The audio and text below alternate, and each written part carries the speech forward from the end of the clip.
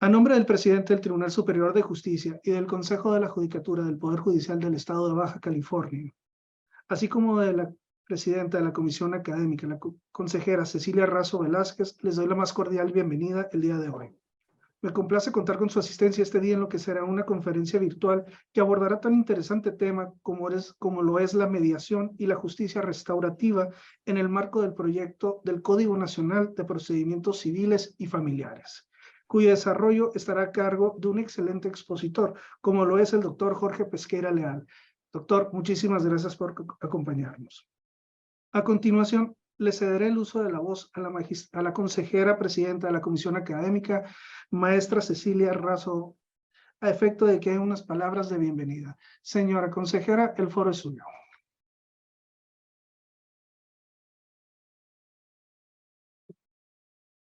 Micrófono.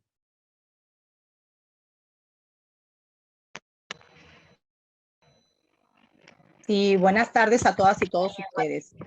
Me permito darles la más cordial bienvenida a la conferencia Mediación y Justicia Restaurativa en el marco del proyecto del Código Nacional de Procedimientos Civiles y Familiares, que estará a cargo del doctor Jorge Pesqueira Leal, a quien agradezco, como se lo había comentado anteriormente, la oportunidad que nos da de contar con sus experiencias en este momento, ¿no? En esta conferencia magistral que nos impartirá en un momento más. A decir del maestro Pesqueira, la mediación ya no es solo una técnica o una herramienta que, claro, que es muy valiosa, sino que ha trascendido a ser una ciencia, ¿no? Cuyo objeto de estudio es el ser humano. En ese sentido, yo creo que debemos considerar que esta ciencia de la mediación aporta de manera significativa para la solución de conflictos, permitiendo a las personas alcanzar una solución sin esperar a una resolución judicial. Me parece que en ese momento que estamos viviendo los cambios que se están dando, como es este cambio a nivel nacional, el nuevo Código de Procedimientos Civiles y Familiares, nos obliga a estar actualizados en este y muchos temas más, pero el día de hoy pues estamos con el tema de mediación, ¿no? Entonces la justicia restaurativa definitivamente hay que hacer uso de ella, hay que ir evolucionando y todo esto en beneficio de la sociedad en general, que es utilizada en diversas materias, en diversos áreas hasta de trabajo, y hoy en día que nos convierte en estar con la obligación de verla, sobre todo cuando hablamos en los temas de familia. Entonces le doy las gracias por estar aquí, maestro Pesqueira. Saludo con gusto al maestro Gilberto González, quien es el director del Centro Estatal de Justicia Alternativa. Y muchísimas gracias, los felicito y saludo a todos y cada uno de ustedes que están viendo esta transmisión a través de esta plataforma Zoom. Y pues seguramente vamos a tener el agrado de contar con esta exposición, con esta conferencia magistral del doctor Pesqueira. Muchísimas gracias y adelante, doctor. Bien, pues muy buenas tardes. Perdóneme, pero creo que vamos a dar su semblanza curricular, ¿verdad? Antes de eso. Así ¿Sí? es. A Gracias. continuación le cedemos el uso de la voz al maestro Gilberto González Solís, director del Centro Estatal de Justicia Alternativa, a efecto de que dé lectura a una breve reseña curricular de nuestro invitado el día de hoy. Muchas gracias. Gracias, consejera, por sus palabras. Buenas tardes, doctor Pesqueira. Bueno, su currículo es muy amplio, de muchísimas hojas, pero voy a leer una semblanza curricular de la trayectoria del doctor Pesqueira. El doctor Pesqueira es abogado, se educó con la idea de que estudiar y trabajar no deben hacerse por obligación, sino como una oportunidad de crecimiento, dignificación, y que en el curso de los años resulta siempre gratificante. Porque ingresó a la Universidad de Sonora en una época de gran efervescencia ideológica entre los 20 y 24 años. Se formó en España y realizó los estudios equivalentes a doctorado en criminología y resultó el primer latinoamericano en obtener el grado más alto en la materia. En la Universidad Complutense de Madrid También estudió el doctorado en Derecho y a la vez la especialidad en Sociología Política en el Instituto de Ciencias Políticas de Madrid. Posteriormente estudió el doctorado en Sociología en Argentina, la maestría en Seguridad Ciudadana en México y en el 2016 obtuvo en España el grado de doctor en Problemas Básicos del Derecho Penal y la Criminología, obteniendo el cum laude como el máximo reconocimiento al mérito. Todo esto sin contar diversos diplomados y especialidades vinculadas en particular a la gestión positiva de conflictos. Fundador del primer centro educativo a nivel posgrado especializado en los mecanismos autocompositivos de gestión de conflictos, mediación, negociación, conciliación y además justicia restaurativa. Antes crea acompañado de Amalia Ortiz Aub el único modelo mexicano de mediación denominado mediación asociativa. Filántropo de su juventud, ha creado obras sociales dedicadas a la protección integral del niño, niña y adolescentes y del adulto mayor, obras denominadas Ciudad de los Niños, Casa, Hogar, Todos Somos Hermanos en Villaparaíso. Ha recibido innumerables reconocimientos, entre ellos se encuentra el otorgado por la Comisión Nacional de Derechos Humanos como recipiendario de la Cátedra Itinerante Nelson Mandela sobre Justicia Restaurativa, y el reciente en agosto en Sucre, Bolivia, la Universidad San Francisco Javier Chuquisaca, la segunda más antigua de América del Sur, que le otorgó el grado de doctor honoris causa. Gracias al cumplimiento de sus deberes, respeto a sus semejantes y a sí mismo, dado el mérito y las acciones del servicio, las cuales trascienden las familias, personas, instituciones y las acciones mismas que le reconocen. Quiero comentar que en el marco del 14 aniversario de CEJA, que es precisamente el día de mañana, CEJA está cumpliendo 14 años, pues me da mucho gusto tener esta conferencia, agradecer el apoyo del presidente del Tribunal Superior de Justicia, el magistrado Alejandro Isaac Fragoso, de la consejera Cecilia Razo, presidenta de la Comisión Académica, y de todo el Consejo de la Judicatura por permitirnos tener esta conferencia. Debo decir que el doctor Pesqueira es el principal precursor del movimiento de mediación en México, que ha dado vida a la mediación como nadie, con mucho ímpetu, con influencia y cobertura que se ha logrado tener. Él organizó los primeros procesos de formación de mediadores en México, los primeros congresos nacionales e internacionales con expositores de talla internacional, y también impulsó las primeras actividades de convencimiento para crear y operar por poderes judiciales programas de mediación en México. En el caso de Baja California, nuestra ley se aprobó en el 2007, empezando a operar en la ciudad de Mexicali el 20 de abril de 2009 en su primera etapa.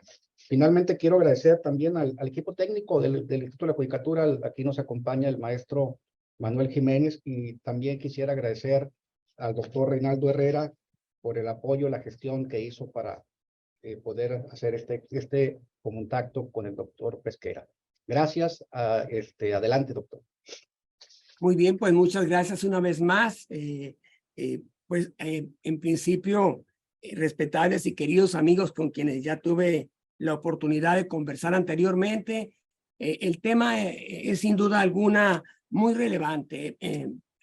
Basta con recordar que en cierto momento las personas en general, pues se puede decir, signamos un contrato verbal, ¿no? Un contrato social, y en este le cedimos al Estado el derecho a proteger, garantizar nuestra seguridad. Con el tiempo se ha ido de alguna manera deteriorando toda esta potencia de los Estados-nación en el mundo, y la justicia adversarial se ha tornado complicada, no ha respondido como desearíamos a esta condición de pronta y expedita por múltiples razones que no necesariamente tienen que ver con las personas que están operando el sistema de justicia como jueces, magistrados, ministros, etcétera. Lo que sí es importante destacar que si nos remontamos a los orígenes de nuestras sociedades, pues nuestras primeras respuestas a los conflictos pues fueron autocompositivas, ¿no? En ocasiones, bueno, se utilizó la violencia, y por eso en la fracción primera del artículo 17 constitucional prohíbe hacerse justicia por propia mano. Sin embargo, los tiempos cambian y son tiempos de un neocontrato social. Un neocontrato social en el que la justicia se ajusta básicamente para que no solo desde la idea de la maldad o la idea del conflicto destructivo, negativo, sino la idea de la bondad, la idea de la concordia, podamos pensar en que sí tenemos condición las personas para resolver los conflictos por nosotros y nosotras mismas autocompositivamente. Ustedes recuerdan en la historia del derecho penal, en un cierto momento, que se habló de la autocomposición como una forma de gestionar el conflicto antes de la existencia de tribunales o de aquellos periodos de los que nuestros maestros nos hablaran de venganza divina, venganza pública, etcétera.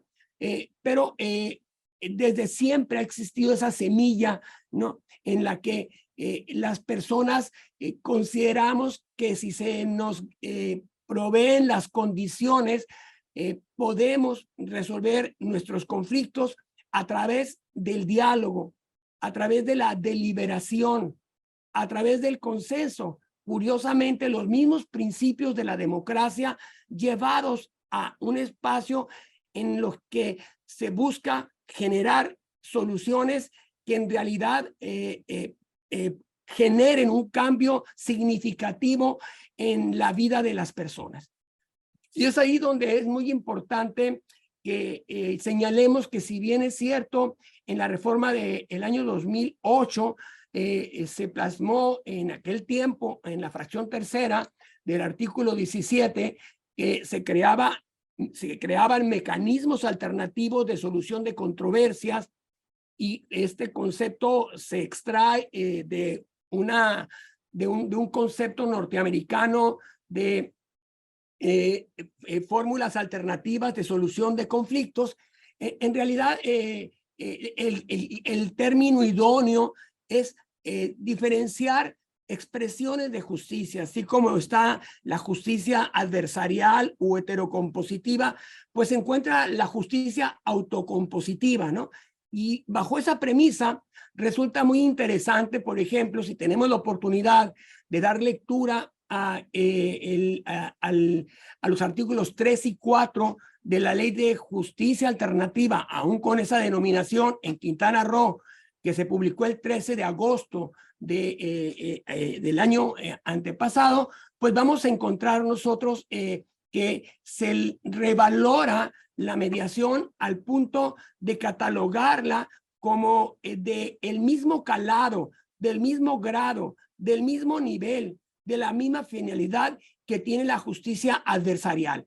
Y bajo esa premisa, también darle al mediador o a la mediadora un nivel no de facilitador o facilitadora, sino de especialista, dado que se requiere de una formación muy sólida para operar en casos en los que, como ustedes y yo sabemos, ¿verdad?, los convenios, en caso de que se aprueben, se elevan a categoría de cosa juzgada. Y ya miraremos un poco más adelante lo que esto significa en la Ley Nacional de Procedimientos Civiles y Familiares. Entonces, en principio, me parece muy importante que nosotros ponderemos, analicemos, reflexionemos sobre si estamos hablando de dos líneas, ¿no?, que a la vez son una, que está asociada a que las personas logren que cristalice la justicia, ¿no? Y lograrlo no es sencillo, sobre todo cuando el contexto es adversarial, y si es adversarial, produce pues la viabilidad de que alguien que es muy hábil logre sorprender o genere conclusiones que se producen en base a los elementos que se proveen a la persona juzgadora, ¿no? A diferencia de la justicia autocompositiva, donde las personas mejor que nadie conocen su realidad y que difícilmente van a caer en el engaño o en la sorpresa por lo que toca a la persona con la que se creó ese conflicto. Y sobre todo, mirar la justicia autocompositiva ya no solo como el hecho de que voy a afrontar un conflicto que es el que se me dice que existe, sino desarrollar las habilidades cognitivas necesarias para extraer de aquello que se muestra o que se señala qué subyace, ¿no?, a esa conflictividad. Porque esto es lo que puede producir la transformación en las relaciones interpersonales y también puede generar la reconstitución o la recomposición del tejido social. Y en consecuencia da viabilidad para que nosotros conversemos y estemos convencidos de que la mediación, igual que la justicia restaurativa, son cauces para construir cultura de paz. Sobre todo, es muy importante que nosotros le demos una visión profunda a estas metodologías, ya que estamos transitando en los tiempos que vivimos por momentos muy complejos, particularmente en México. Estos primeros lugares en violencia en el mundo, en violencia intrafamiliar, en violencia escolar, en fin, nos posicionan en una condición en la que diera la impresión de que lo bueno de lo que tenemos como mexicanos y mexicanas vendría a ser la expresión del señor presidente, ¿no? Pero que en los hechos algo está sucediendo culturalmente que no refleja precisamente ese perfil, ¿no?, que sobre todo lo apreciamos en la familia como elemento natural y fundamental de la sociedad, ¿no? Entonces, partiendo de pocas premisas, pero que son relevantes, sí cabe indicar que lo que hemos logrado en México y que lo estamos reflejando en otras naciones y en otros continentes. Estamos ahora por firmar un convenio con la Unión Europea, por ejemplo, está posicionando paradójicamente a nuestro país como una nación que se encuentra en la cresta de la ola de edificación de paz, pero que en la vida real, en la cotidianeidad, lamentablemente está atravesando por tiempos muy complejos, muy difíciles, que nosotros los alcanzamos a tocar o de los que podemos dar testimonio porque relativamente cerca a nosotros algo está sucediendo que puede tener que ver con aquellos conflictos que son de tal calado que ya el derecho penal debe intervenir, ¿no?, para proteger, para tutelar, para generar las condiciones para que la intimidación genérica surta efectos en el día a día de la sociedad mexicana.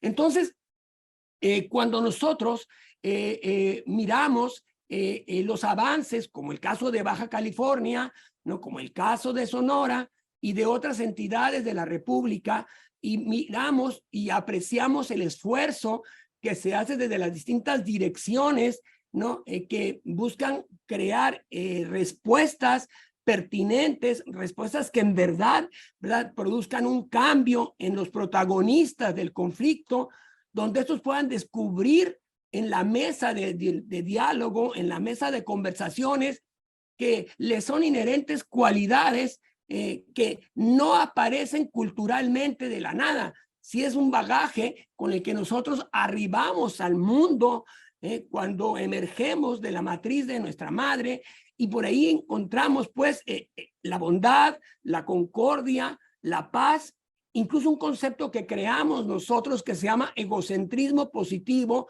que implica el hecho de volcar la mirada hacia nosotros con intensidad para enriquecernos en conocimientos, en destrezas, en competencias, en habilidades, para trasladarlas precisamente a las personas con las que convivimos, sea la familia, el trabajo, la escuela, sea entre nación y nación, donde se pueda producir un conflicto de la dimensión que imaginemos, ¿no?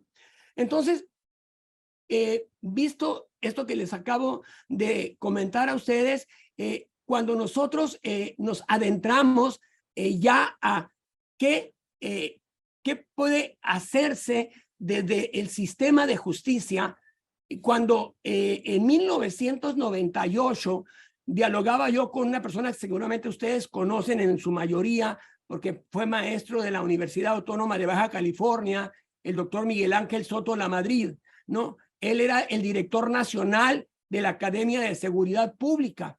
Y en aquel tiempo le decía, y es que aunque sea la Dirección Nacional de Seguridad Pública, si tiene los recursos suficientes, porque desde que se crearon estos entes han sido dotados de presupuestos megamillonarios, pues ¿por qué no se apoya al Poder Judicial? ¿Por qué vamos a ubicar la justicia autocompositiva en un espacio que no es el natural? Sobre todo porque el Poder Judicial lo que busca, lo que quiere, lo que añora es que cristalice la justicia. Y cristalizar la justicia significa ganar, ganar en lo que toca a la esencia de los conflictos que no necesariamente, como ya se los dije, son los que se muestran de primera o de primer momento a la persona mediadora. Entonces, a partir de ese momento se vino un desarrollo exponencial en distintos estados de la República, en Ciudad de México, en el Estado de México, en Aguascalientes y en distintas entidades para sensibilizar a los operadores al pleno de los tribunales y ponderaran que se podían hacer experiencias piloto a efectos de encontrar que ahí había un filón, pero que ese filón era patrimonio o es patrimonio propiamente del sistema de justicia, ¿no? Por precisamente la connotación que tiene. Y en ese contexto fue que se crearon estas condiciones, porque no crean ustedes que en el mundo toda la mediación necesariamente opera desde el Poder Judicial. Hay países, por ejemplo, como Argentina, donde opera desde el Poder Ejecutivo, donde quien opera es el Ministerio de Justicia, pero el Ministerio de Justicia no tiene nada que ver con el Poder Judicial. Es un ministerio que tiene sus propias atribuciones, como sería en México la Secretaría de Seguridad Pública. Bien, y entonces ya que se transita en este plan de cómo crear las condiciones para el desarrollo, pues lo primero que encontramos fue una resistencia por parte de los operadores administradores de justicia, porque son como cotos o territorios en los que, bueno, no me quiten lo que es la atribución que me corresponde y entonces no invadan estos espacios de competencia.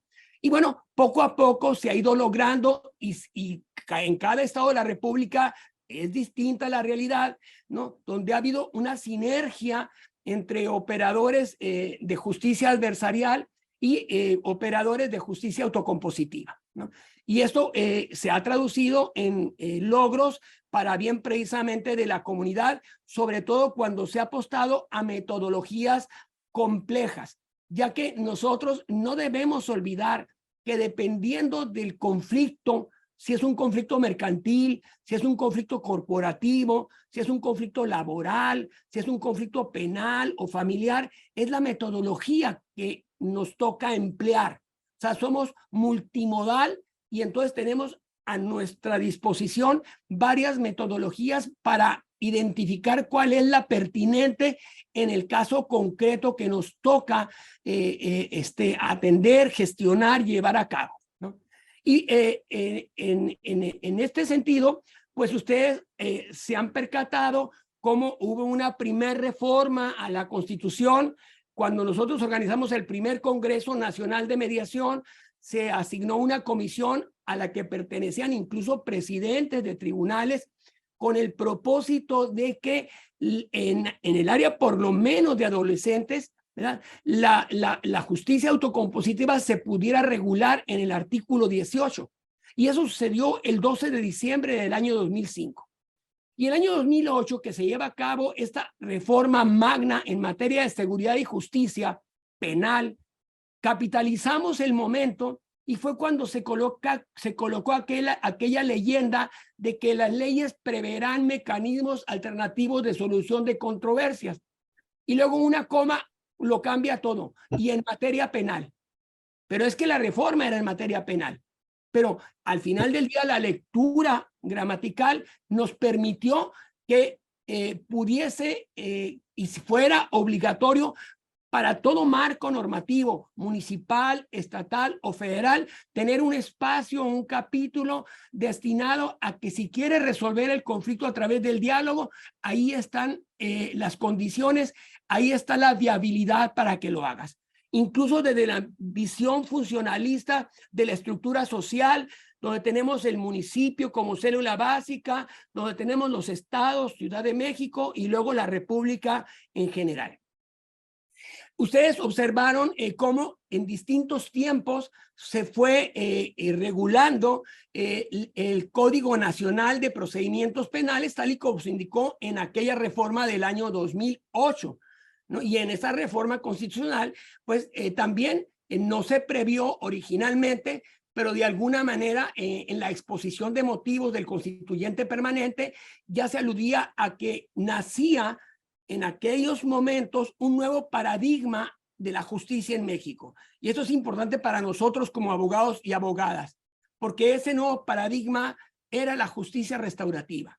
Y cuando hablamos de nuevos paradigmas, hablamos de corrientes del derecho penal y de la criminología. No hablamos únicamente de procedimientos, hablamos de lo sustantivo.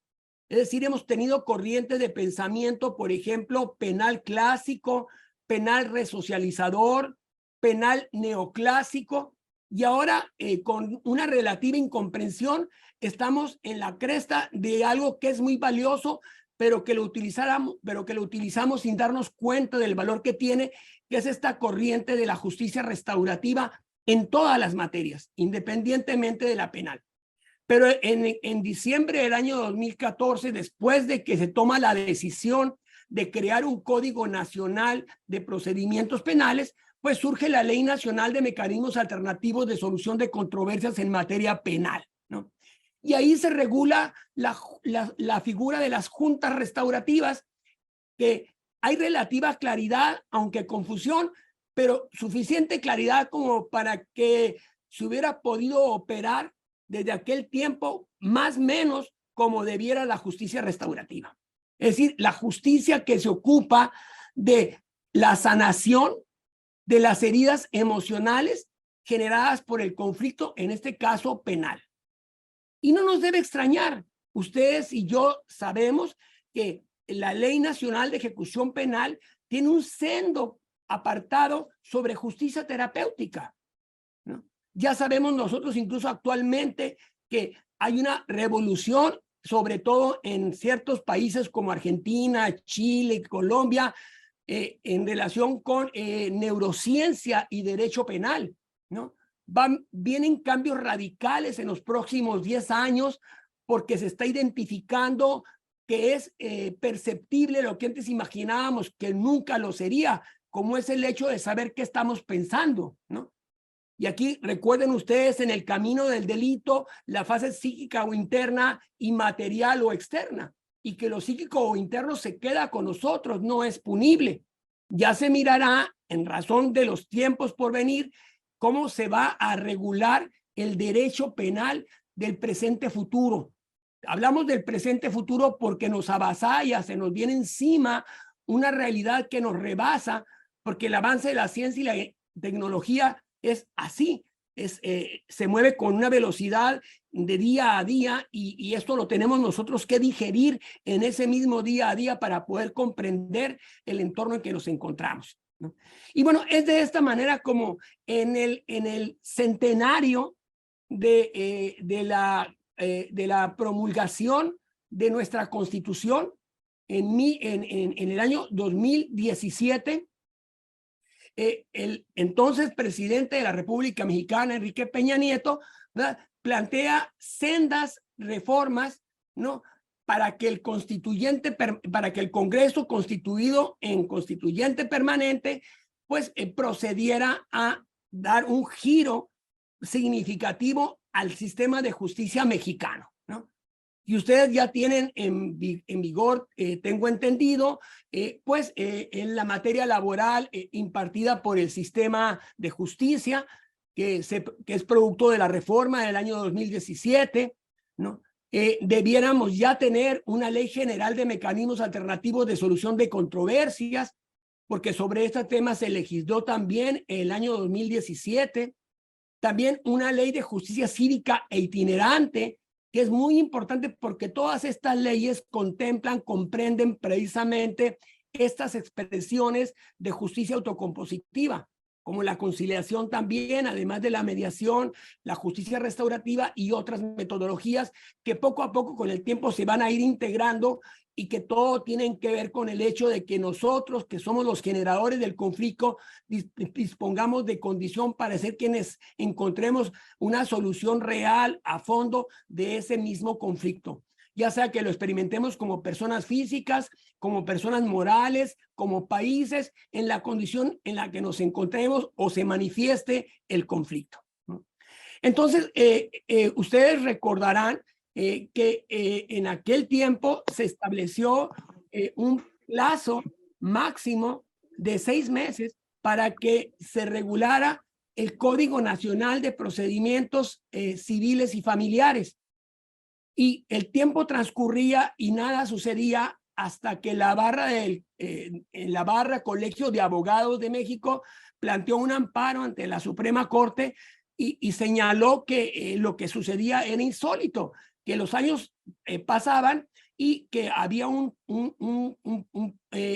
mandamiento de un Código Nacional de Procedimientos Civiles y Familiares y que desde el momento en que esto estaba regulado por la Constitución, ninguna entidad de la República podía hacer una reforma en materia local. Es decir, se quedaron congeladas las legislaciones de las entidades de la República.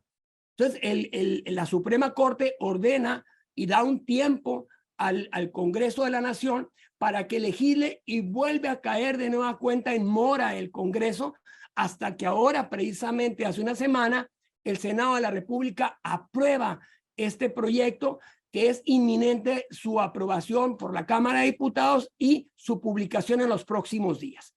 Entonces, es importante que nosotros miremos también lo que espera en lo que toca específicamente a mediación y justicia restaurativa en este Código Nacional de Procedimientos Civiles y Familiares, y a la vez es muy importante que nosotros nos aproximemos a la Ley General de Mecanismos Alternativos, porque aun cuando no esté en vigor, ya nació una propuesta el día 4 de enero del presente año que hizo la senadora Olga Sánchez Cordero, que de alguna manera, por presentarla a ella y lo que representa en sus antecedentes, pues la viabilidad de que se apruebe esta ley es muy alta y amerita que se haga un análisis que seguramente ya se hizo por los distintos centros de justicia alternativa de la República.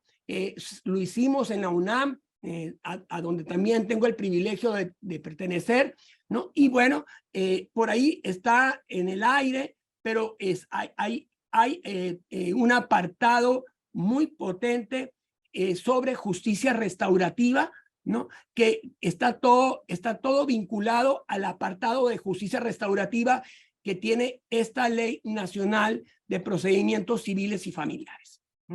Entonces, esta ley, primero, ¿qué contempla relacionado con el tema de la mediación y qué contempla vinculado con justicia restaurativa, ¿no? En el tema de mediación, un punto que es relevante es que nosotros sabemos bien, porque así ha sucedido a lo largo de la vigencia de las leyes que operan en cada entidad de la República, que pues un convenio, si se siguen los lineamientos que establece la ley de cada entidad, porque no todas son iguales, ¿no? Es susceptible de elevarse a categoría de cosa juzgada. Y este hecho tiene una consecuencia cuando se incumple, ¿no? Entonces, el Código Nacional de Procedimientos Civiles y Familiares establece qué hacer cuando hay un convenio que se incumple y ya está elevado a categoría de cosa juzgada, ¿no? Y entonces, en el apartado relativo a procedimientos, hay un procedimiento genérico en el que se plantean acciones de todo aquello que no contemple específicamente el Código Nacional. y es un juicio ordinario, civil, ¿no? Civil porque está diferenciado de familia, que fue uno de los temas que nosotros cuestionamos una y otra vez. Debe existir un Código Nacional de Procedimientos Civiles y uno de procedimientos familiares. No fuimos escuchados y bueno, al final de cuentas quedó amalgamado una temática y la otra que no son iguales, son muy distintas y requieren y reclama también un trato diferenciado favorablemente, pues en razón y en relación con el interés superior de la niñez. Entonces, lo que se establece es que una vez que se contesta la demanda y se reconviene, o bien si no se contesta la demanda, no se reconviene, entonces se abre el procedimiento a conciliación, lo cual puede llevar a cabo el juez directamente o bien remitir a mediación a las partes a efectos de que en esta, si así lo deciden, procuren encontrar una solución a su conflicto. Es decir, no contempla la mediación ni la conciliación obligatoria, sino que en todo caso se hace del conocimiento de las partes para que hagan ellos su toma de decisión. Ahora, en el apartado relativo a excepciones, cuando ya se cuenta con un convenio, se establece que cuando la persona presenta sus excepciones, es el momento indicado para hacer valer la cosa juzgada, ¿no? Y en este sentido, es importante que, porque así lo establece este código a un proyecto, vuelvo a repetir, ¿no? Que se presente, se anexe, ¿no? El original del convenio o una copia certificada del convenio, ¿no? Para que quede validada la excepción que se presenta. De ahí en más, vienen en cada apartado de la ley del Código Nacional siempre un momento primario en el que de que tiene contacto la persona juzgadora de el conflicto, ¿no? A excepción del ordinario civil, donde previamente hace una revisión de si se dan ciertas condiciones procesales, viene de inmediato la invitación a que las personas procuren ahí mismo conciliar, repito, o su remisión a un centro de justicia alternativa. Consideramos nosotros que debió haberse abierto más el Código Nacional, ¿no?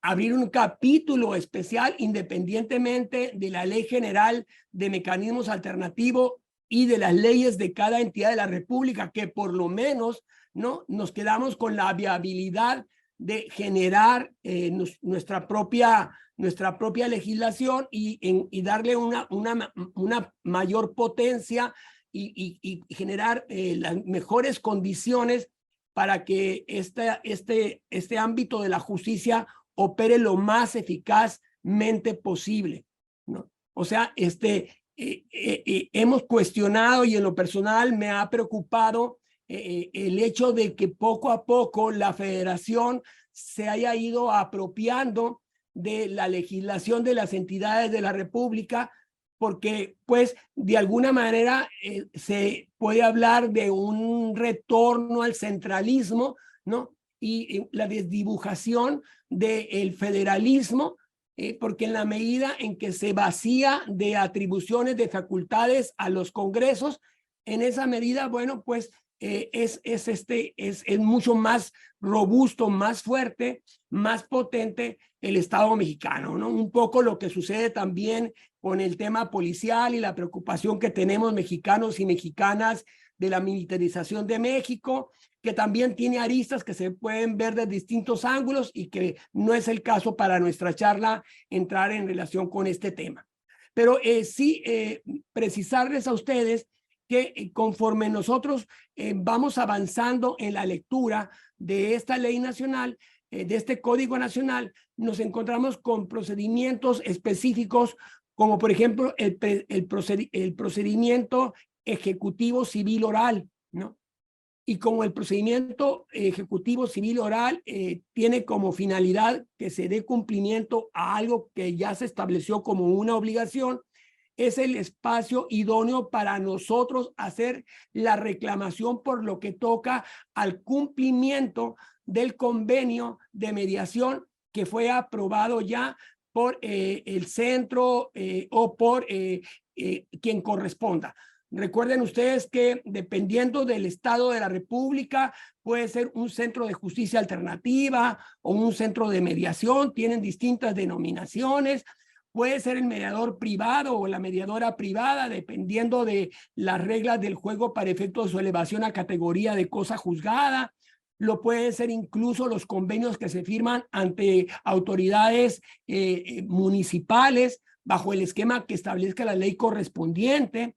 O también las disposiciones dispersas en México de justicia cívica, ¿no? Que aunque no hay una ley general al respecto, han ido legislando en distintos municipios de la República Mexicana, han incorporado, ¿verdad? La mediación, la conciliación, y luego también la misma ley estatal ha proveído condiciones para que esos convenios puedan ser presentados y puedan ser ponderados por la autoridad competente para efectos de su elevación a categoría de cosa juzgada. Y entonces, así como pasa con estos procedimientos, sucede con los juicios especiales hipotecarios orales o con los juicios en materia de arrendamiento inmobiliario orales. Es decir, desde el momento mismo en que se fija la litis, se instruye para que las personas acudan al Centro de Justicia Alternativa, pero repito, sobre la base de que estén de acuerdo. No es como en la materia laboral. Nosotros hubiéramos querido que se contemplara obligatoriedad por lo que toca a ciertos conflictos y otros complejos, ¿no? Que son de interés público o tienen ciertas peculiaridades, ¿no? Pues no fueran obligatorios, ¿no? Pero bueno, fue más simple la salida y al final del día creo que se le restó fuerza a esa viabilidad de que una persona mediadora experta pudiera lograr que dos personas que difícilmente tienen disposición por mirarse a la cara, cambien esa actitud precisamente porque entran en juego una serie de habilidades clave para que se logre una comunicación fluida. Entonces, así como sucede en estos procedimientos que les menciono, pasa en el apartado relativo a procedimiento familiar oral, ¿no? Entonces, en el procedimiento familiar oral también se hace la invitación para que las personas, si así lo deseen, participen en un proceso de mediación en lugar de establecer categóricamente que habrá un proceso de mediación que pudo haber tenido la denominación, si ustedes quieren, de informativo, etcétera, pero en una especie de dejar abierto a las personas el libre albedrío, que para mí es muy cuestionable en culturas alienantes como en las que estamos inmersos. Al final del día ayuda, pero ayuda poco realmente, ¿no? Lo que sí es un paso significativo es precisamente la incorporación a el apartado de familia de la justicia restaurativa, ¿no? Entonces, se abre un capítulo especial, ¿no? Con varias fracciones, ¿no? Y en estas fracciones se establece del artículo 784 al 786 precisamente qué se entenderá por justicia restaurativa en materia familiar. Y entonces plantea que la autoridad juzgadora, ¿no? Le hará saber a las personas en conflicto que existe la viabilidad de que participen en procesos restaurativos y que para que participen en estos procesos es necesario primero que reconozcan la existencia de un conflicto, que es evidente que se reconoce porque por esa razón hay una contienda ante una autoridad judicial, ¿no? Por otra parte, que se reconozca que hay algún nivel de responsabilidad de los intervinientes, lo cual es muy interesante, porque los conflictos no nacen de la nada. Hay factores que la persona olvida o no los considera como de los que detonan o los que se acumulan y que tienen que ver precisamente con el momento en que se llega a tomas de decisión de índole familiar, ¿no? Y también alude a algo muy importante, a que independientemente de que se aborde el apartado relativo a la reparación del daño, se aborde el tema de cómo se va a recomponer la dinámica familiar. Entonces, cuando hablamos nosotros de un procedimiento que contempla en su esencia la recomposición de la dinámica familiar, estamos hablando de la aparición en escena de un modelo que puede dar viabilidad para que las personas en una interacción muy cuidada por gente con muy alto perfil, ¿no?, puedan reflexionar sobre su separación. Ustedes saben que la Corte en su momento, ¿verdad?, aludiendo a la libertad que tenemos las personas de decidir por nosotras mismas lo que es significativo para nosotros en lo que toca a nuestra autorrealización, pues terminó por regular lo que denominamos divorcio incausado, ¿no?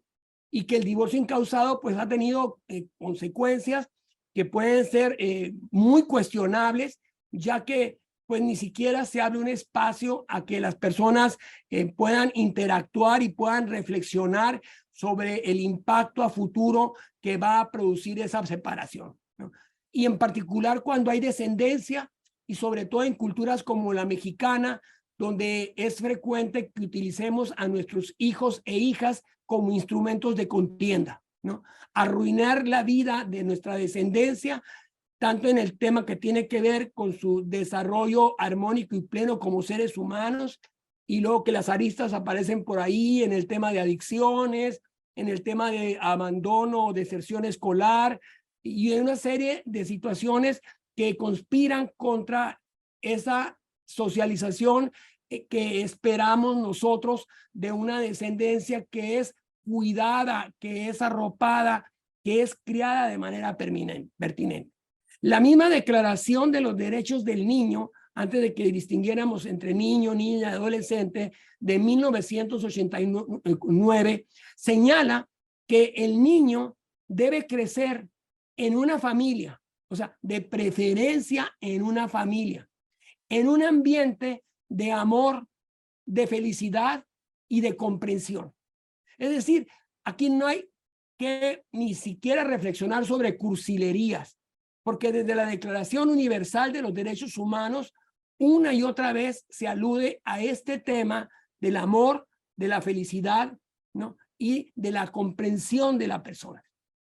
Entonces, para que suceda algo de este calado, es complejo precisamente porque la crianza, desde antes del nacimiento, ¿verdad?, ya tiene o ejerce influencia sobre el producto de la concepción, ¿no? O sea, el proceso, la estancia del ser en formación en la matriz de la madre ya está expuesto a un entorno que puede determinar situaciones que afecten o que impacten el desarrollo sano de su personalidad.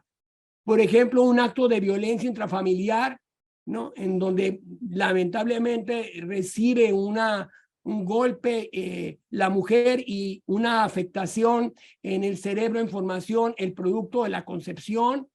Lamentablemente la extracción por forceps inadecuadamente conducida puede llevar también a alguna afectación de órganos vinculados a nuestra esfera límbica, a nuestro mundo emocional.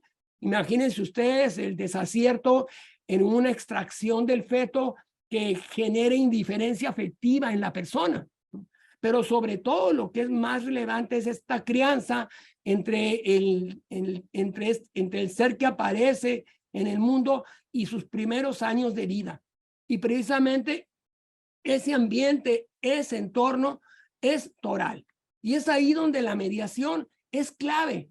Incluso se lo he propuesto a poderes judiciales de la nación. O sea, la mediación itinerante llevada a lugares donde recién aparecen los sucesos que provocan o que producen distanciamiento, diferencias, disputas, antes de que escalen al punto en el cual las personas ya solo piensen en cómo cada quien va a seguir su hoja de ruta. Entonces, es muy importante que si lo que buscamos es que se haga justicia, que no necesariamente hacer justicia es que cristalice el derecho, porque no siempre el derecho es justo, ya lo sabemos, aunque tenemos la obligación de aplicarlo, porque de lo contrario, pues, en tanto se cree un neocontrato social, si no nos ajustamos nosotros al marco normativo, pues crearíamos un caos en la convivencia ya de por sí existente por la impunidad y por muchos factores que tienen que ver con la falta de acceso a la justicia, donde también aparece ahí la mediación como una especie de tabla salvadora, ¿no? Donde la justicia, en lugar de esperar como si fuera un templo que espera a la feligresía, ¿no? Se traslada a donde las personas están, que por razones económicas, por distintas circunstancias o factores, no tienen la viabilidad de tener acceso a la justicia. Entonces, para tenerlo, la aproximación, el hecho de lograr que se pueda sentar y conversar, puede tener todo que ver con la salvación de una institución, ¿no? O de parte de una institución cuya tarea es tan compleja que si nosotros hablamos de los altos índices de violencia que tiene México, estamos hablando de los altos índices de violencia que tiene la familia mexicana. O sea, no es comprensible nuestra realidad tal y como se experimenta en distintos estados de la República, si no hay un análisis objetivo de qué está trasladando, qué está transmitiendo la familia a su descendencia. Entonces, claro, lo que se mira en principio es que hay errores críticos en la crianza de la descendencia. Errores críticos que se repiten en el sistema educativo. El sistema educativo se pensó como una revolución en México a partir del año 2021.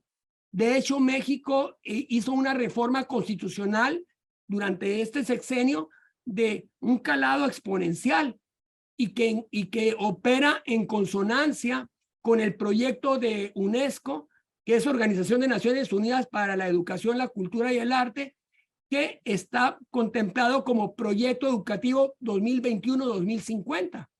Lo que sucede es que en ese periodo de crianza de preescolar, ¿no? Entre 3 y 6 años, pues deben estar las personas que disponen del perfil para el nuevo modelo de enseñanza, que es muy complejo porque está afincado en el desarrollo de cualidades humanas positivas como la bondad y el desarrollo de habilidades sociocognitivas tan potentes como la empatía, por ejemplo.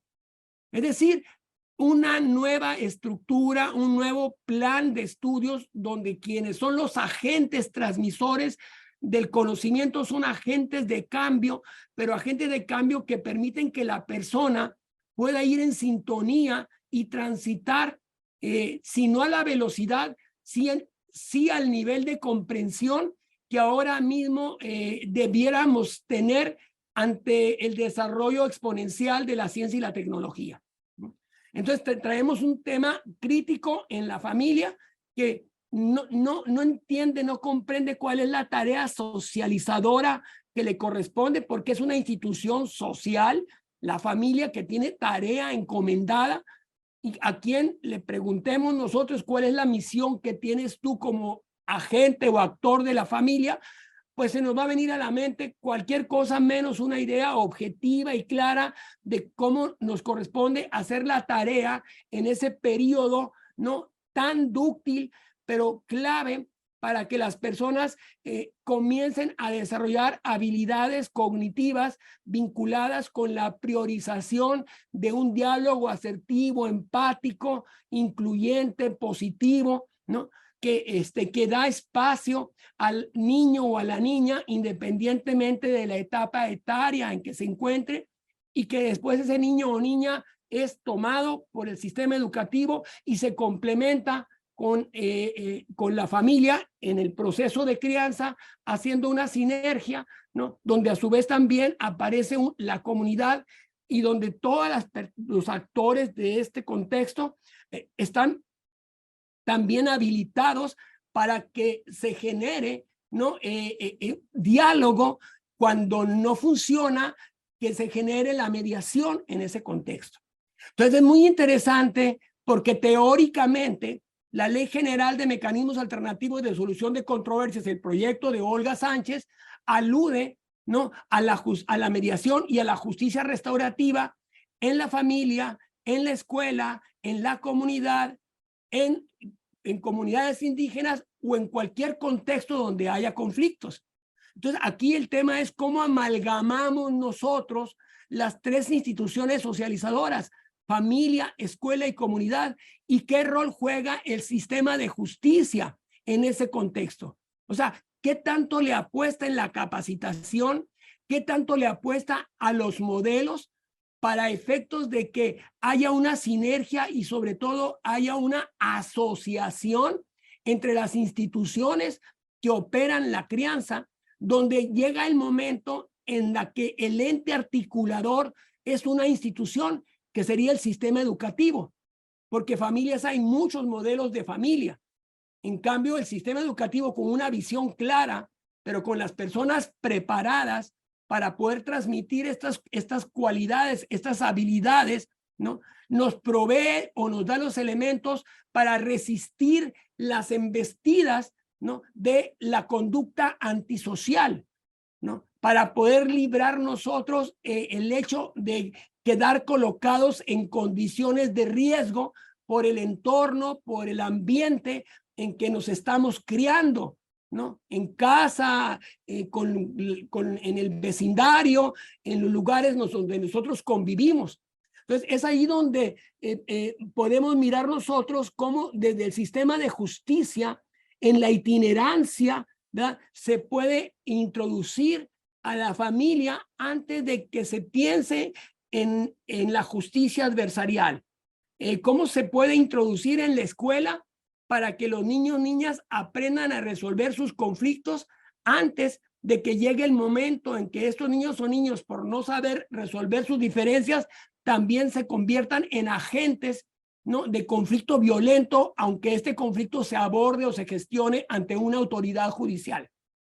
Y por último, también una comunidad democrática muy activa, ¿no? donde se está pensando en razón precisamente de estas cualidades o habilidades que les vengo yo señalando a ustedes. Entonces, miren ustedes qué tan interesante resulta que si nosotros visualizamos la mediación como un instrumento de cambio en la cultura, si nosotros visibilizamos la justicia restaurativa y sus procedimientos como otro instrumento muy potente para que las personas en realidad podamos superar estado o condición en que nos encontramos y podamos reconectarnos emocionalmente y podamos reconectarnos en la vida cotidiana, pues esto hace a que mejore el ambiente en la familia, mejore el ambiente en la escuela, mejore el ambiente en los barrios.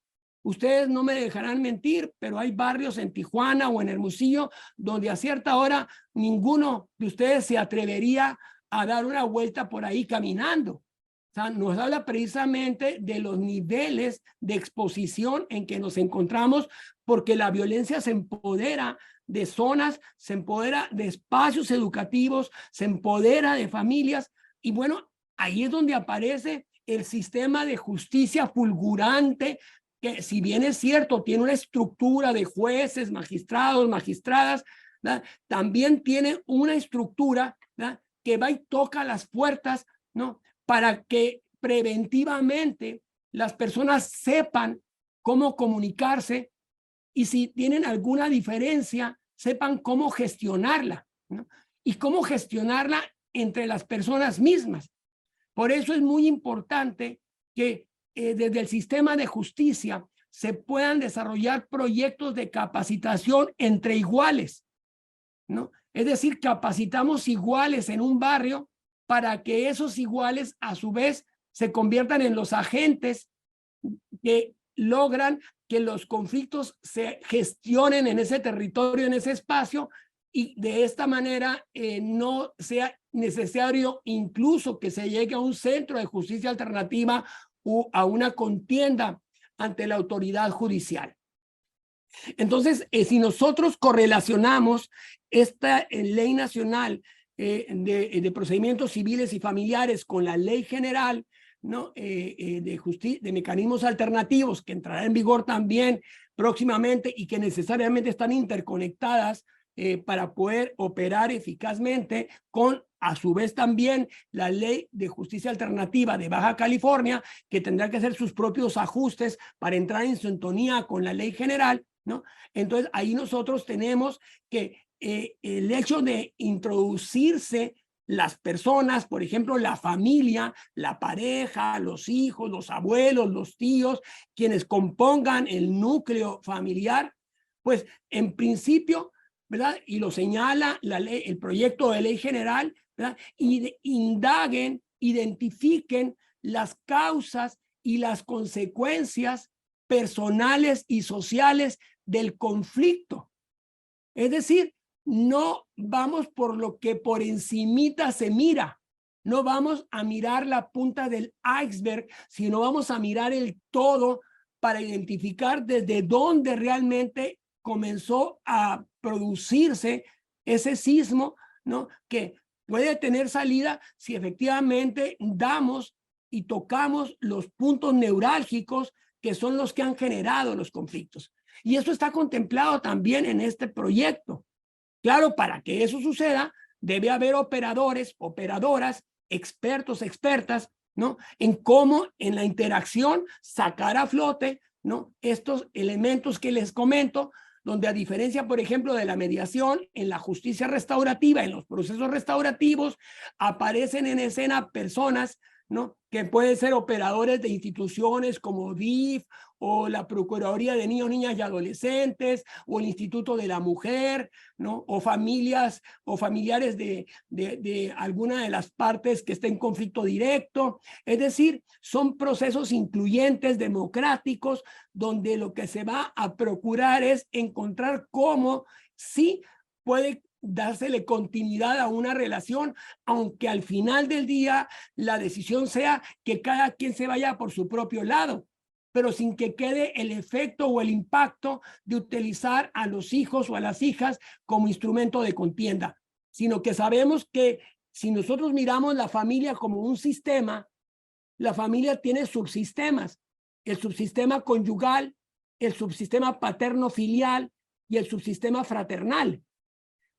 Si nosotros encontramos en un proceso restaurativo que la viabilidad de que la pareja continúe haciendo el rol o tarea que teóricamente le corresponde, entonces es preferible que desaparezca el subsistema conyugal, quede libre, abierto el subsistema paterno-filial y el fraternal, y el conyugal se convierta en una especie de subsistema fraternal.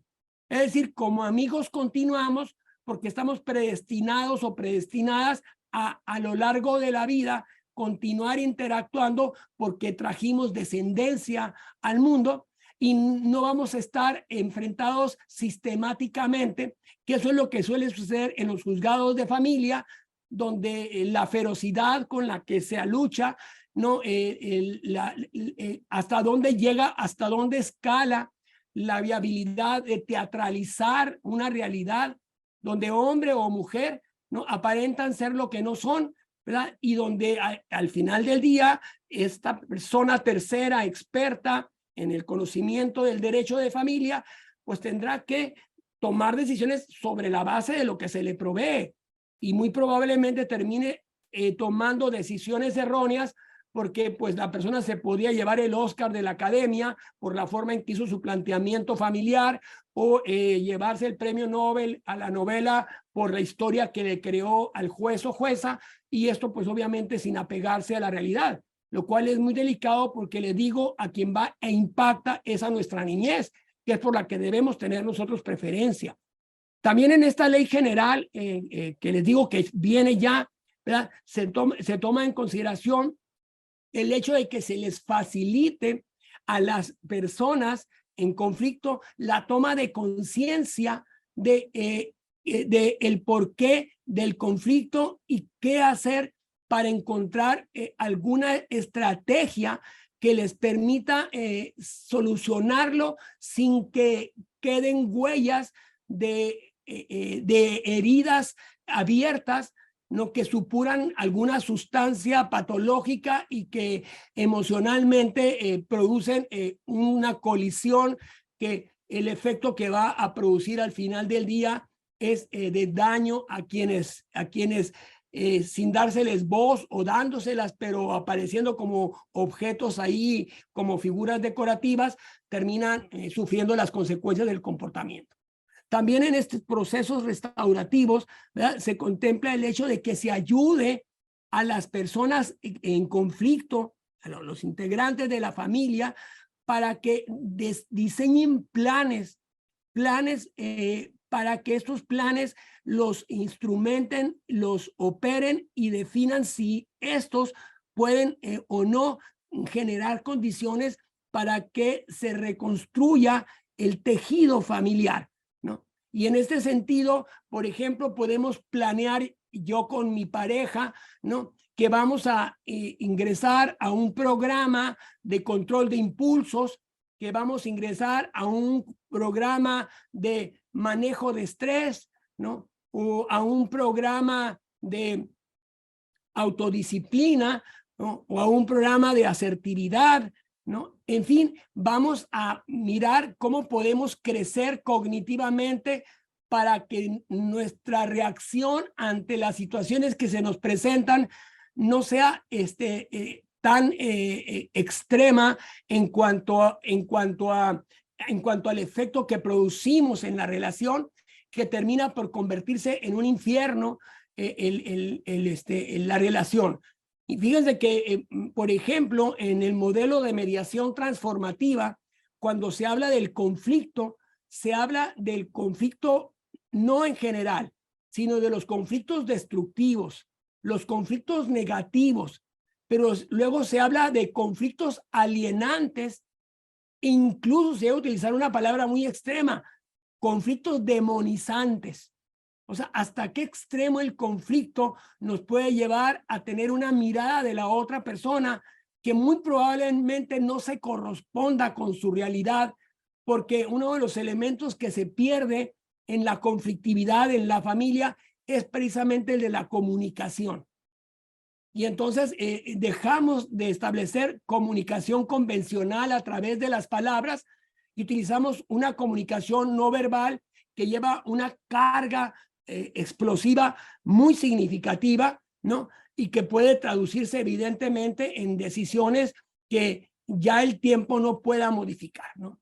Y ahí mismo en la tesitura de justicia restaurativa, de procesos restaurativos en materia familiar, se contempla el hecho de que se ayude a las personas a que se repare todo aquello que haya quedado sobre la mesa como algo no solucionado, como algo no resuelto, como algo que me hiciste y ni siquiera tú sabías que eso era un factor del conflicto, o varios de los sucesos que tú considerabas irrelevantes, como aparentemente bromas pesadas, etcétera, en mí hizo crisis, y esa crisis se tradujo ya en una toma de decisión donde no quiero dar continuidad a nuestra relación y en consecuencia que se desmorone la institución familiar, ¿no?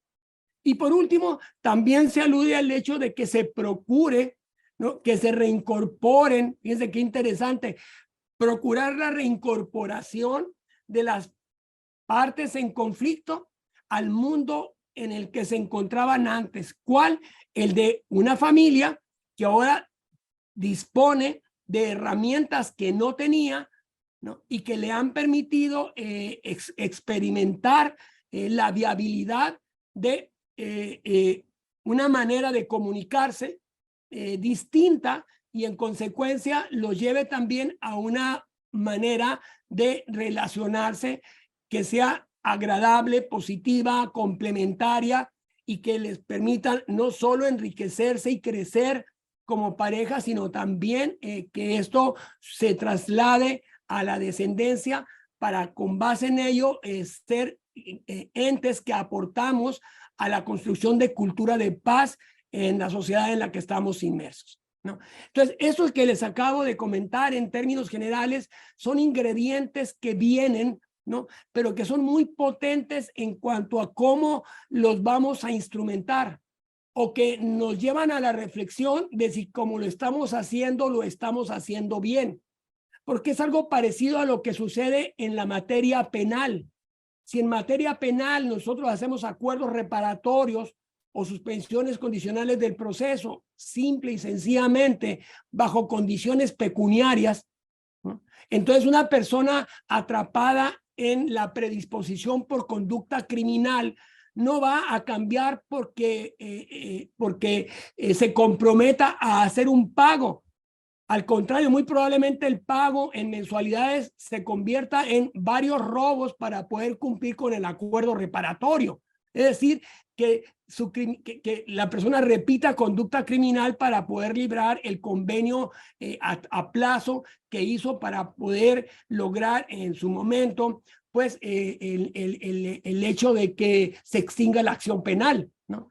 Entonces, en materia penal es muy importante, como en el tema de familia, que lo que suceda en los procesos de mediación no lo veamos únicamente con el enfoque reparatorio, como si fuera justicia mercantil o justicia privatizada, sino qué podemos hacer en esos contextos para que nos dé un nivel de certidumbre de no repetición de la conducta criminal. Y ahí la misma mediación, tal y como está definida en la Ley Nacional de Mecanismos Alternativos de Solución de Controversias en Materia Penal, nos abre un espacio cuando habla de que el facilitador, porque así se le denomina, ¿verdad? Procurará el entendimiento de las partes en conflicto. Y la palabra entendimiento es tan potente que ustedes saben que cuando hablamos de imputabilidad penal, hablamos de la facultad de entender y de querer del ser humano.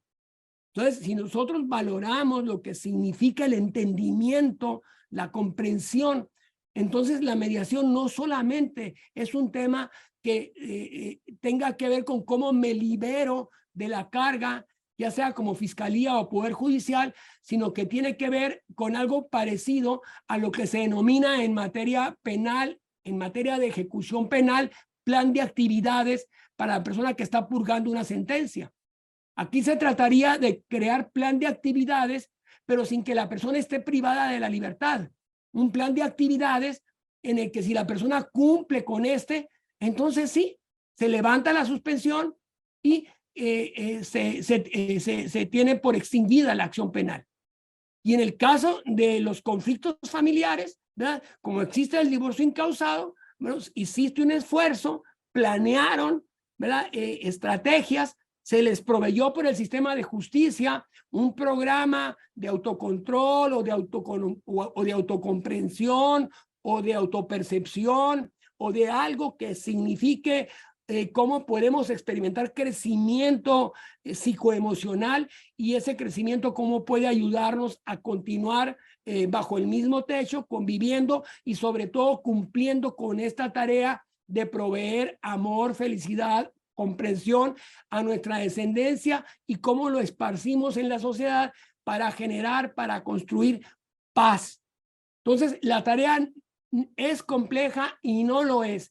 Todo depende del calado que le damos y todo depende del nivel de compromiso que operativamente contraemos, ¿no? Y cómo es la claridad que damos cuando decimos mediación, enfoque Harvard, mediación, enfoque transformativo, mediación, enfoque circular narrativo, mediación, enfoque humanístico, mediación, enfoque asociativo. Tengo una gama de elementos y voy a disponer de la que me parezca pertinente.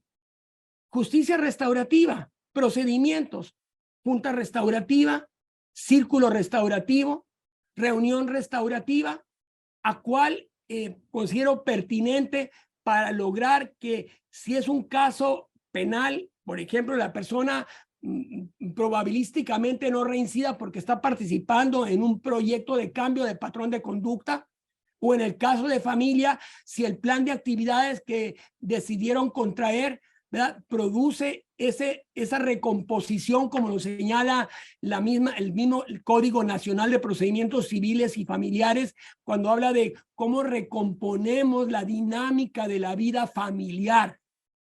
Entonces, espero que en esto que les he conversado, que algo haya complementado los conocimientos que ya tienen, y por otra parte, abrir a la reflexión de ustedes esta temática, ¿no? Y vuelvo a repetir, la temática de la justicia restaurativa es el futuro. Y entonces nosotros debemos familiarizarnos. Y hay una confusión. Se piensa que la justicia restaurativa son procesos restaurativos. Y en ese mismo error incurrió el Código Nacional de Procedimientos Civiles y Familiares. Entonces, por fortuna, ¿verdad? Hay un reenvío derivado de la propuesta de la doctora Sánchez Cordero en el apartado relativo a justicia restaurativa, donde debemos seguir esos lineamientos para generar esto que denominamos salvar la familia a través de un modelo de avanzada, porque el modelo que tenemos ahora de justicia penal, por ejemplo, no ayuda. Aumentar las penas, ya sabemos nosotros, hay 1000 estudios en Estados Unidos sobre si la pena de muerte tiene efectos intimidatorios o no. Ya estamos mirando nosotros cómo hay condena perpetua, hay penas elevadísimas por lo que toca al feminicidio y se sigue repitiendo el feminicidio. ¿Por qué? Porque son temas que tienen que ver con la cultura, y el cambio en la cultura lo debemos generar las personas que estamos inmersas en esa cultura. Y ustedes y yo estamos inmersos en la cultura. Y entonces tenemos nosotros de alguna manera que tener y es pertinente que tengamos una visión clara de si el modelo clásico que apunta a la intimidación genérica y específica, que parte de la premisa de que a mayor gravedad de la pena, más viabilidad de que no se actualicen delitos. Si el modelo resocializador que pensaba en la readaptación social no logró cristalizar porque el Estado mexicano no estuvo a la altura del modelo, si el modelo neoclásico, que es el derecho penal del enemigo, ustedes observan que no rinde los frutos que desearíamos por los niveles de impunidad o por cuestiones asociadas a que las personas no creen que puedan ser atrapadas, sino que se miran como tengo la suficiente habilidad, y si no tengo esa suficiente habilidad, prefiero poco tiempo de vida, pero en mejores condiciones materiales que en las condiciones materiales que han vivido mis padres o mis abuelos, etcétera. Entonces, la manera en que el sistema neoclásico está operando ahora, ¿no?, intentando contar con un sistema operativo eficiente, donde la inteligencia en la investigación criminal sea de 10 puntos, etcétera, no es la mejor alternativa. El presidente de la República tiene razón cuando habla de prevención. El problema es cómo está instrumentando la prevención. Y todo indica que como se está instrumentando en este momento en México, no es la mejor vía de instrumentación. Entonces, esto debe llevar a las mentes talentosas a apoyar a la administración federal para encontrar mecanismos, ¿no?, como precisamente pueden ser estas vías de justicia autocompositiva, donde el talento, así como se requiere el talento de los docentes, en este punto que les hablo de justicia de educación 2021-2050, también y eso implica aprendizaje, crecimiento, habilidades que debe desarrollar el docente para trasladarlas al alumnado, pues también eso mismo se relaciona con nosotros. O sea, nosotros debemos iniciar por mirar cómo andamos en cuanto a cualidades positivas como seres humanos. Debemos mirar cómo andamos en cuanto a habilidades sociocognitivas, porque todos traemos ese bagaje de cualidades y habilidades, pero son como vasos medio llenos o medio vacíos. Entonces, un ejercicio de cada uno de nosotros sobre si nuestro vaso de autocontrol, si nuestro vaso de relaciones interpersonales, si nuestro vaso de creatividad, si nuestro vaso de control de las emociones, si nuestro trabajo de control de tensiones, etcétera, está más lleno que vacío o está más vacío que lleno. Bueno, eso nos da pauta para que nosotros veamos en qué trabajar para ser mejores seres humanos y reflejar esa cualidad o calidad de mejores seres humanos en nuestro contexto de trabajo, en nuestro espacio de convivencia, sobre todo, porque todos soñamos con salir de casa tristones, porque salimos de especie de refugio en un mundo desesperado, y nosotros también esperamos regresar a casa con una sonrisa de oreja a oreja. A diferencia de cómo cuando sales de casa empiezas a parlotear porque saliste de casa, y cuando regresas a casa, ¿verdad?, tienes la impresión de la congoja, del peso que te implica retornar a tu territorio. Entonces, estos son indicadores de que nosotros en buena medida no estamos sabiendo cómo aplicar las habilidades, o que nos falta desarrollar ciertas habilidades para tener una mejor relación intrapersonal, interpersonal y social. Y con esto, para no agobiarlos, concluyo mi intervención. Agradezco su paciencia. Seguramente son masoquistas porque se quedaron todo el tiempo, y por otra parte, pues llamarlos a un ejercicio reflexivo que siempre, desde la óptica que lo miremos, nos deja para bien ingredientes, elementos de crecimiento positivos. Muchas gracias.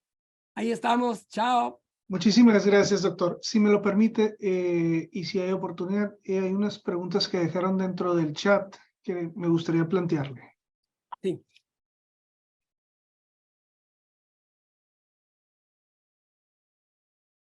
La primera de ellas la realiza el licenciado César Alejandro Piña. Dice: doctor Pesqueira, ¿cuál es su opinión respecto a la iniciativa de ley general de mediación que presenta Olga Cordero?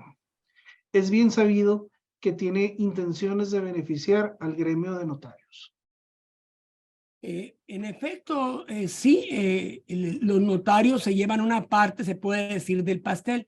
No es una ley general de mediación, es una ley nacional, es una ley general de mecanismos alternativos de solución de controversias. Nosotros pensamos en que fuera una ley general de justicia autocompositiva, pero es que ya la Constitución contempla el concepto en el artículo 17 de la Constitución. Los notarios, los seres humanos, tenemos un perfil de personalidad. Cada uno de ustedes y yo tenemos nuestras propias historias. Y también los notarios, las notarias, tienen su historia, vaya pues. Y su historia tiene una connotación más vinculada al factor económico que al factor de compromiso social, ¿no? En términos generales, ¿no? Entonces, no debe estar vedada la mediación a notarios que en todo caso gestionen conflictos que derivan de los mismos actos que se llevaron a cabo en esa notaría, por ejemplo, un contrato de hipoteca o una compraventa con reserva de dominio, etcétera, ¿no? Lo que sí es muy importante que las cartas estén ahí abiertas, y sobre todo que sea una ley que no lo es en cuanto a que le falta claridad en este tema del que les estoy hablando cuando me refiero a el calado que tiene la justicia restaurativa en general, ¿no?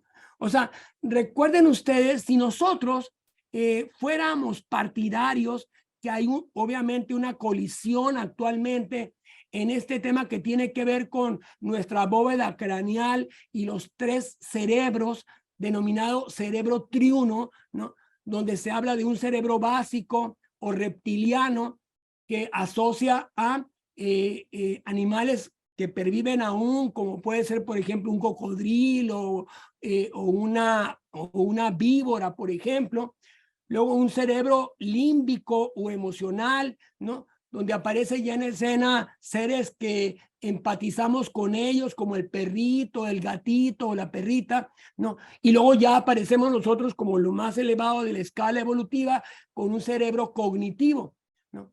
Entonces, es muy importante que las personas que operemos en un mundo como en el que vivimos, ¿verdad? Hagamos particular hincapié en un adecuado manejo y conducción de nuestro cerebro emocional, ¿no? No permitir que nos avasallen las emociones, sino en todo caso saber nosotros cómo manejar o conducir en nuestra relación con las demás personas nuestras emociones, ¿no? Es decir, hay emociones positivas, neutras, negativas, ¿no? Y nosotros bien sabemos que esas emociones han sido factor, causa de experiencias dolorosas o al contrario, de muy buenas experiencias, ¿no? Entonces, claro, si nosotros miramos en esta lucha de mirar que la guerra nace en la mente de las personas y la paz también nace en la mente de las personas, ¿no? La predisposición por una solución pragmática de lo que se presenta como conflicto y que no lo es realmente, en relación con quiero hurgar para ver de qué manera logras en realidad solucionar esta situación que te aqueja, que te agobia, que tanta dificultad te crea, donde nosotros como operadores también utilizamos elementos o ingredientes de nuestro cerebro límbico o emocional.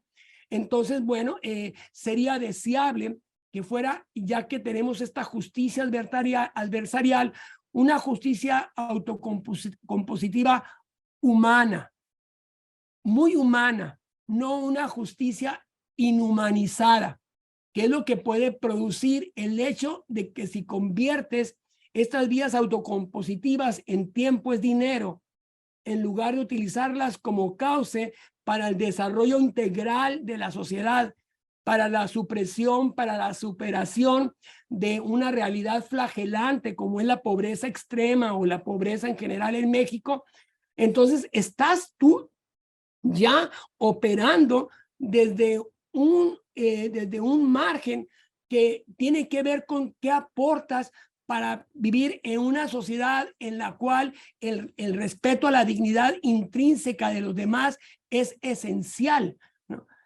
Por ejemplo, la mediación asociativa tiene como sustrato la búsqueda de que se genere a través de su praxis la justicia social. ¿Por qué? Porque muchos de los conflictos que se suscitan son conflictos artificiosos, ¿no?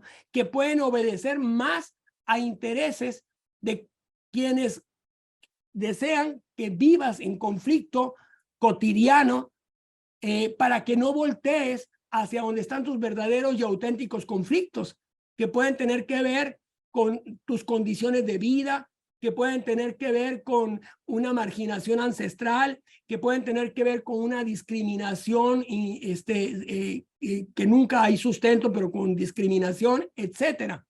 Entonces, si la persona quiere practicar la mediación como un negocio que le reditúa económicamente, pues los notarios tienen un perfil pertinente para ello.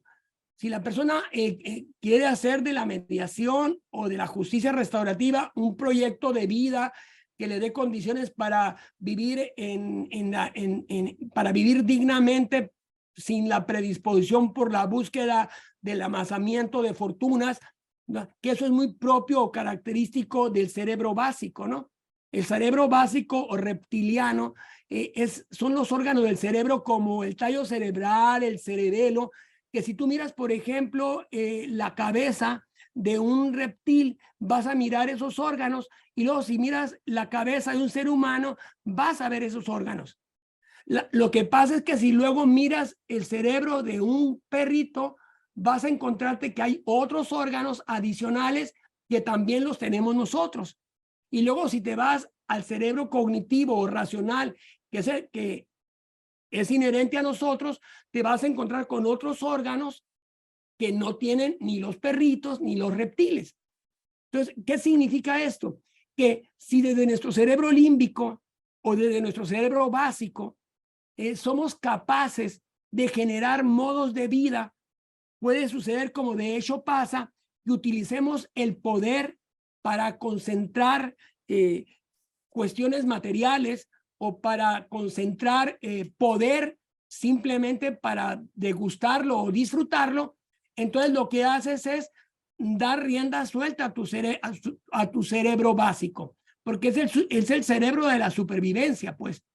Es decir, cuando un animal, nosotros somos también animales, cuando un animal primitivo busca cómo preservar la vida, entonces por supervivencia acumula y acumula. Pero luego si ese cerebro básico lo llevas al ser humano, pues también puede tener esa predisposición y habilidad para acumular. Lo que pasa es que acumula dinero, acumula poder, acumula cuestiones que se vale que pueda uno querer tener. O sea, no está vedado ni prohibido tener en la vida para satisfacer las necesidades que cada cual de nosotros consideramos significativas. ¿No? Lo que no se vale es concentrarlo al punto de mirar cómo seres humanos mueren literalmente de hambre en México, por ejemplo, ¿no? Con la pobreza extrema, donde mueres por una enfermedad gastrointestinal, pero en realidad mueres de hambre, pues, porque careces de defensas, pues.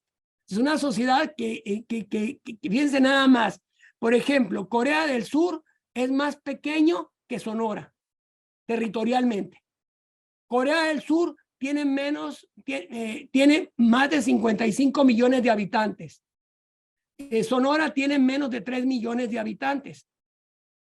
Corea del Sur es la 13 economía mundial. México es la 15 economía mundial, con la diferencia que Corea del Sur tiene una distribución más equitativa de la riqueza. Entonces no está mal que esté la familia dueña de Samsung,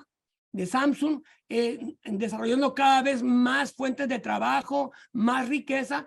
Lo que sí es importante es que la riqueza puede ser distribuida de manera tal que las personas podamos resolver nuestras necesidades y concentrarnos en particular en todo aquello que para nosotros es muy valioso. Para mí puede no ser muy valioso concentrar riqueza y sí muy valioso, por ejemplo, tocar el piano. O sí muy valioso desarrollar alguna actividad que no necesariamente está asociada a la acumulación de capital. Entonces, la libertad del ser radica básicamente en la viabilidad real de que cada ser humano, cada persona pueda cristalizar aquello para lo que siente o experimenta que tiene sentido su vida. O sea, si una sociedad le da a las personas condiciones para que desarrollen aquello que consideran que es valioso y significativo, pues si para alguien es valioso o significativo generar riqueza, pues está bien, genera riqueza. Lo que obviamente en una sociedad democrática, organizada, no se vale es que la concentración que generas sea a costa de otros seres iguales a ti, ¿no? Que están viviendo en condiciones infrahumanas, ¿no? En razón de cómo estás concentrando tú un capital, y lo que está mal no es que lo concentres, lo que está mal es cómo lo concentras y cómo generas un efecto o un impacto de daño a todo un pueblo. Ahí está el ejemplo, por ejemplo, como les digo, de Corea, ¿no? Que su índice de criminalidad es mínimo. Por ejemplo, las cárceles, hay cárceles que se utilizan en Corea como retiros espirituales, porque ha reducido tanto la criminalidad que pues hay cárceles que no se ocupan. Entonces está tan avanzada tecnológicamente Corea del Sur que muchas personas agobiadas por su actividad tecnológica deciden tomarse una semana o dos en una prisión como una especie de retiro espiritual para reflexionar sobre su vida, dejan todos sus aparatos por ahí fuera y están en encierro voluntario pensando o reflexionando sobre su realidad. Y lo paradójico es que en 1960, a bombo y platillo, se hablaba en el planeta del milagro mexicano, ¿no? Y de cómo México iba a una velocidad meteórica hacia el primer mundo. Y en esos momentos, Corea del Sur era el país más pobre y corrupto del mundo. Entonces, eso significa que tenemos remedio sobre la base de que estemos a la altura de poder generar los cambios en nuestra cultura y poder reconducirnos hacia objetivos donde no seamos depredadores de nuestros semejantes, sino que en todo caso sepamos compartir y compartir, cada cual pueda hacer realidad o cristalizar aquello que sueña. Y en ese contexto, pues la mediación misma, ¿verdad?, es un elemento que puede generar conciencia en las personas. Cuando la disputa se da, por ejemplo, yo lo comentaba en un congreso que hubo hace un par de meses en Chihuahua, donde se reunieron todos los superiores del sistema de justicia en materia laboral, y yo les decía, el día que ustedes me muestren un convenio de conciliación donde en esta se estableció que el trabajador regresaba a la fuente de empleo porque había aclarado las percepciones que se produjeron con alguien de menor jerarquía, ese día vamos a hablar de conciliación. Antes vamos a hablar de una simple operación aritmética que tiene que ver con a qué tengo derecho por los 3 meses y si la prima de antigüedad, etcétera. El otro conciliador se ocupará precisamente del lado humano y verá cómo es que resulta en ocasiones viable que se dé cuenta el patrón de que las cosas no eran como las suponía, sino como se las dibujaron. Y bajo esa premisa se puede producir una reconciliación y entonces podemos hablar de la eficiencia de la conciliación laboral y no del número de casos resueltos, ¿verdad?, porque se hicieron 20,000 finiquitos, ¿no? Y eso muestra las bondades y las ventajas de la conciliación. O sea, la deshumanización es un tema preocupante, es una realidad y es algo sobre lo que debemos y tenemos el compromiso como seres humanos de trabajar cada cual o en grupo. Muchísimas gracias, doctor. A continuación, le cederé el uso de la voz al magistrado presidente del Tribunal Superior de Justicia y del Consejo de la Judicatura, el magistrado Alejandro Isaac Fragoso López, a que dé un breve mensaje de despedida. Muchísimas gracias. Listo. ¿Me escuchan? Sí, Bueno, señor magistrado. ¿qué tal? Muy buenas tardes, doctor Pesqueira. Muy Es un buenas tardes, qué gusto. gusto. Es un gusto para nosotros recibirlo aquí en esta su casa, en el Tribunal de Baja California. Me tocó por primera vez, ahora sí que escucharlo hace pues, cerca del 2006, 2007. Estamos hablando ya de más de 15, 16 años. Y la verdad todavía siguen siendo muy placenteras sus charlas, escucharlas y sobre todo con un aprendizaje enorme. Gracias. En base a ello y a lo que usted comentaba, precisamente retomando la última participación, es clara la posición del tribunal en el sentido de cambiar la percepción y la forma de resolver los conflictos. Si bien es cierto, nosotros tenemos y nuestra principal actividad es la jurisdiccional, yo creo que lo que estamos haciendo en este periodo que me ha tocado representar y estar al frente del tribunal, precisamente es fomentar la conciliación, la mediación, la solución alterna de conflictos. Lo que buscamos, y lo he dicho ampliamente, es que ahora sí que la forma extraordinaria de resolver los conflictos sea la vía judicial, que todos los conflictos se puedan resolver por algo muy sencillo. Lo he dicho algunas veces, yo fui juez civil por más de 10 años y puedo hablar con la experiencia de más de 25 de carrera judicial que cuando un juez emite una orden, emite una sentencia, menos del 10% se cumplen sin necesidad de la coercibilidad. Caso distinto y totalmente a la inversa de un acuerdo que se formula en un centro de justicia alternativa, en el cual el índice de cumplimiento voluntario de las partes supera el 90%. Entonces, en realidad, estamos resolviendo de verdad el conflicto y definitivamente ahora sí que los recursos, tanto económicos como humanos, lo estamos dedicando ahorita, quizás no a la manera más idónea, que es resolver el conflicto por la vía jurisdiccional. en esta tesitura y ahora sí que celebrando el 14º aniversario del Centro de Justicia Alternativa dentro del tribunal, pues hemos ampliado en estos 2 años la cobertura. Tenemos ahora ya especialistas en la ciudad de Tecate, tenemos especialistas en Rosarito, vamos por San Felipe y Los Valles, tanto Guadalupe Victoria, Ciudad Morelos, San Quintín, porque estamos convencidos que sí, definitivamente es la forma idónea para resolver los conflictos. Ahora sí que sabiendo de antemano el camino tan largo y tan tortuoso que es la vía judicial.